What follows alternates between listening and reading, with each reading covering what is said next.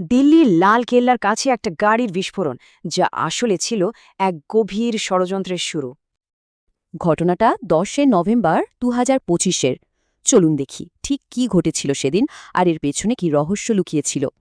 সন্ধ্যা 6:45 থেকে 7:15, এই আধ ঘণ্টার মধ্যেই ঘটে গেল সেই ভয়ঙ্কর ঘটনা যা রাজধানীকে কাঁপিয়ে দেয়। এই বিস্ফোরণে মর্মান্তিকভাবে প্রাণ হারান 13 জন মানুষ, আর 20 জনেরও বেশি মানুষ এই ঘটনায় গুরুতরভাবে আহত হন। নিহতদের মধ্যে ছিলেন সাধারণ খেটে খাওয়া মানুষ, বাস কন্ডাক্টর, ক্যাব ড্রাইভার, দোকানের কর্মী।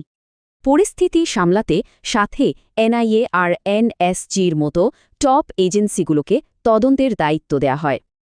দিল্লি পুলিশ সঙ্গে সঙ্গে কঠোর ইউএপিএ ধারায় মামলা করে, মানে এটাকে একটা সন্ত্রাসবাদী হামলা হিসেবেই দেখা হচ্ছিল।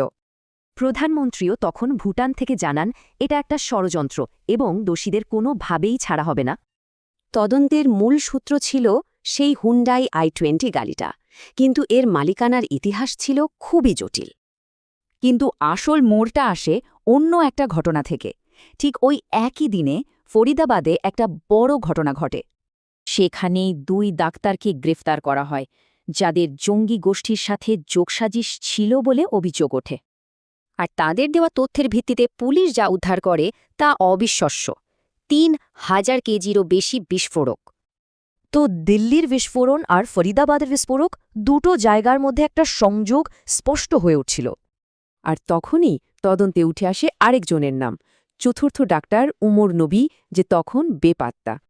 দেখা যায় বিস্ফোরিত গাড়িটা শেষবার তারই কাছে ছিল, আর সে ছিল ধৃত ডাক্তারদেরই সহকর্মী। পুলিশের মতে সঙ্গীরা ধরা পড়ায় ওমর নবী ভয় পেয়ে যায় আর তাড়াহুড়ো করে বোমাটা ফাটিয়ে দেয়।